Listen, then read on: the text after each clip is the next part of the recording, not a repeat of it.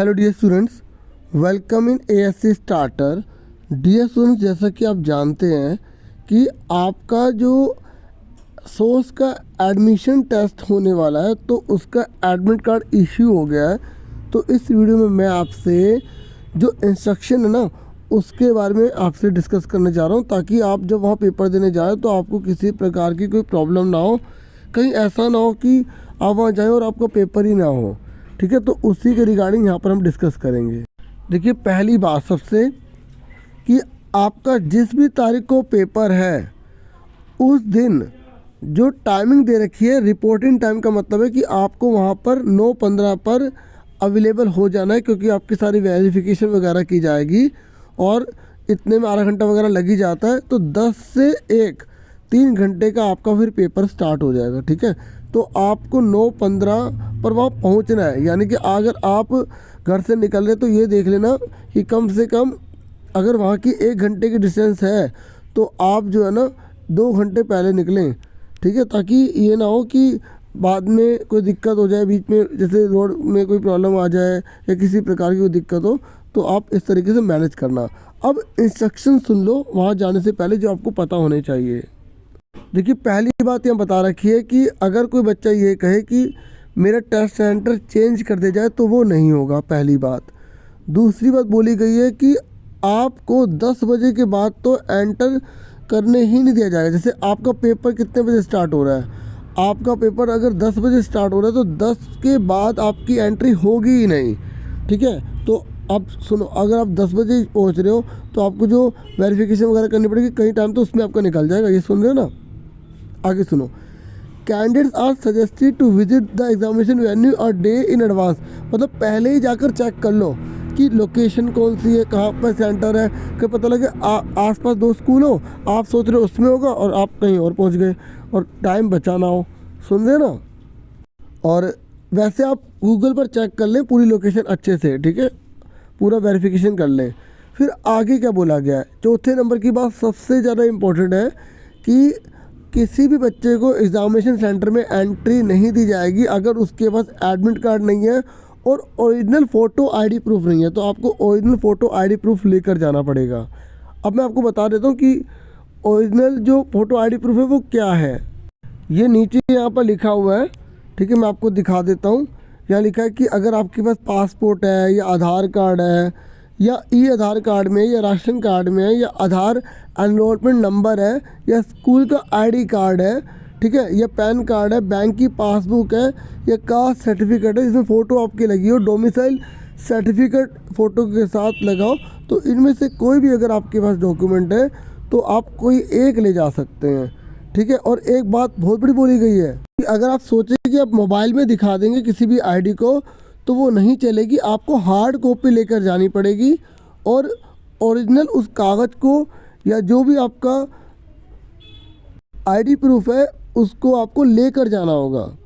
ठीक है, और देखो क्या बोला गया यहाँ पर कि यहाँ 5वीं बात बोली गई है कि चिल्ड्रन को, ये जो कैंडिडेट है उसको ये एडवाइस दी जाती है कि इन चीज़ों को लेकर ज़रूर जाए। देखो क्या क्या चीज़ें बोली गई हैं। यहाँ बोली गई है कि a clear print on A4 size paper पर होने चाहिए।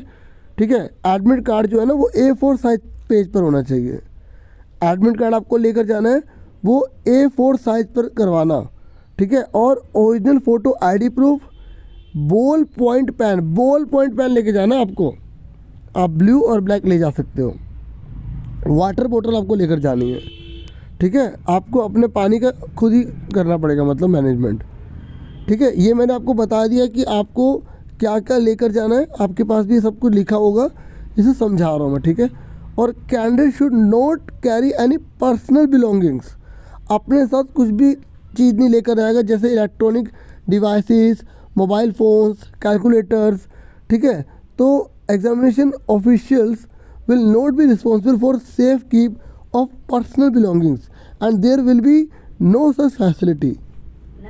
मतलब कहने का कि अगर आप मोबाइल फ़ोन लेकर जाते हैं तो आप सोचो कि वहाँ पर मोबाइल फ़ोन आपका सेव करके रख लिया जाएगा, उनकी कोई जिम्मेदारी नहीं है।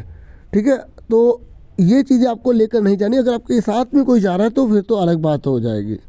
ठीक है। फिर 8वें नंबर पर बोला गया कि no candidate shall be permitted to leave the examination room hall before the end of the examination.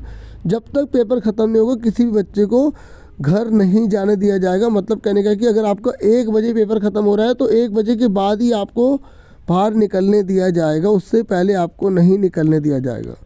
सुन रहे मेरी बात? देखिए, आपने एडमिट कार्ड की जो फ़ोटो करवाएंगे ना वो 2-3 करवा के रख लेना, क्योंकि एक एडमिट कार्ड जो आप लेकर जा रहे होंगे ना तो उस पर जो आपके साइन हुए होंगे वो इन्विजिलेटर रख लेंगे। जो आपका पेपर लेने आएंगे ना रूम के अंदर वो आपसे ले लेंगे और सबमिट कर लेंगे, सबूत के रूप में होता है। तो एक बात और बोलेगी कि जितने भी एग्जामिनेशन सेंटर है सब में CCTV लगा होगा। अगर ये पाया गया कि वो बच्चा चीटिंग कर रहा है या चीटिंग करने की कोशिश भी कर रहा है तो उसका एग्ज़ाम कैंसिल कर दिया जाएगा, ठीक है। और एक बात बोली गई है यहाँ पर कि candidates are advise to check update on the source. Candidate को बोल रहे हैं कि सोर्स पर जितने भी अपडेट आते हैं ना, सोर्स की जो वेबसाइट है ये वाली, आपको पता ही है कि मैं स्कूल के रिगार्डिंग वीडियो बनाता हूँ, मैं भी पूरी कोशिश करूँगा आपको हर अपडेट देने की, ठीक है। लेकिन फिर भी आप इस साइट पर चेक करते रहना रेगुलरली कि कोई नई चीज़ तो नहीं आई। और एक बात और बोली गई है कि आप अपना जो अपने मेल बॉक्स दे रखा है या जो आपने ईमेल आईडी दे रखी है ना और या आपका जो मोबाइल का रजिस्टर्ड नंबर है उसका SMS रोज़ चेक करते रहना। पेपर जिस दिन है उस दिन भी आप चेक कर लेना पहले, ठीक है, ताकि कोई भी लेटेस्ट इन्फॉर्मेशन मिलेगी तो आपको बता दी जाएगी। और फिर उसके बाद यहाँ पर आप अपने क्या कर देंगे, ठीक है, साइन कर देंगे। लेकिन एक बात सुन लो, यहाँ पर लिखा है आप साइन पता कब करेंगे? जब आप रूम के अंदर होंगे तो इन्विजिलेटर आपसे कहेंगे बेटा ये साइन करके दिखाओ, तो आप यहाँ पर साइन करेंगे। पहले से साइन मत कर लेना, इसलिए मैंने कहा 1-2 ले जाना, कहीं गड़बड़ हो जाए तो बाद में आपको दिक्कत ना हो, ठीक है। तो मैंने आपको पूरा डिटेल में अच्छे से समझा दिया है, ठीक है, क्या क्या प्रिकॉशंस आपको रखनी है, ठीक है। अब एक सवाल ये भी आता है बच्चों का, वर्दी पहनकर जानी है या नहीं जानी, यूनिफॉर्म पहनकर जानी है नहीं। देखिए, पिछली बार बच्चे बिना यूनिफॉर्म के भी गए थे और यूनिफॉर्म पहनकर भी गए थे। यहाँ पर ड्रेस कोड के बारे में कुछ नहीं बोला गया, तो आप घर के कपड़ों में भी जा सकते हैं, लेकिन आप यूनिफॉर्म में जाए तो ज़्यादा बेटर रहेगा, ठीक है। बाकी इसमें कहीं नहीं लिखा कि आप यूनिफॉर्म जो है ना यूनिफॉर्म पहन कर ही आएंगे, ठीक है। आप बिना यूनिफॉर्म के भी जाते तो कोई दिक्कत नहीं है, ठीक है। बस आपको डॉक्यूमेंट्स वगैरह सारे अपने लेकर जाने हैं।